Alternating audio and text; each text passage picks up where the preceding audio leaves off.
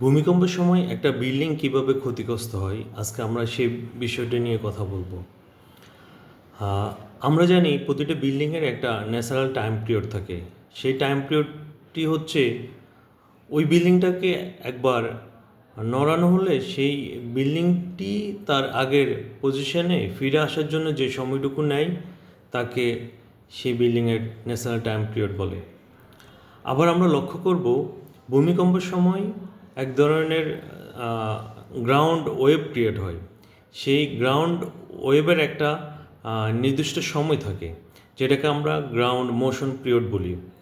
একটা ছোটো ম্যাগনিটিউডের ভূমিকম্পের এই টাইমটা থাকে খুব কম, আবার একটা বড় ম্যাগনিটিউডের ক্ষেত্রে সেই গ্রাউন্ড মোশন পিরিয়ডটা থাকে অনেক বেশি। তাহলে যখন ভূমিকম্প হয় তখন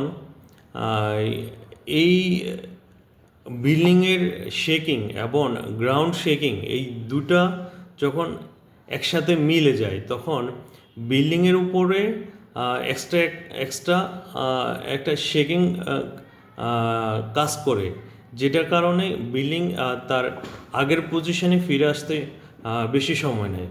তার মানে হচ্ছে তখন একটা রেজোনেন্স ক্রিয়েট হয়।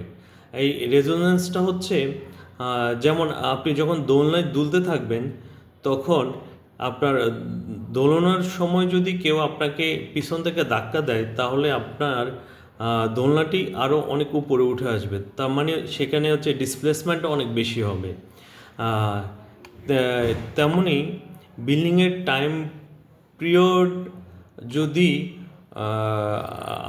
যদি ওই সময় ভূমিকম্পের গ্রাউন্ড মোশনের পিরিয়ডের সমান হয়ে যায় তখন একটা সেম রিদম ক্রিয়েট করবে।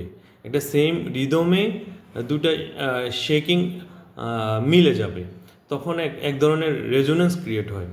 এই রেজোনেন্সের কারণে বিল্ডিংয়ের বিম কলামের জয়েন্ট, বিল্ডিংয়ের ফাউন্ডেশনের জয়েন্ট, এগুলা এই অতিরিক্ত স্ট্রেস নিতে হয়। যদি সে স্ট্রেসটা সে নিতে না পারে তাহলে তখন ফেলিওর হবে, তখন স্ট্রাকচারাল আনস্টেবিলিটি দেখা দিবে। সো রেজোনেন্স ক্রিয়েট হলে বিল্ডিংয়ের ঝুঁকি অনেক বেড়ে যায়। সেক্ষেত্রে আমাদের বিল্ডিংটা এমনভাবে ডিজাইন করতে হবে যেন আমরা সিসমিক ডিটেলিং ফলো করি। কনস্ট্রাকশনের সময় ড্রয়িং ফলো করে যেন হচ্ছে রড বাইন্ডিংটা করা হয়। বিম কলামের জয়েন্ট এগুলোর ক্ষেত্রে যেন বেশি আমরা সাবধানতা অবলম্বন করি।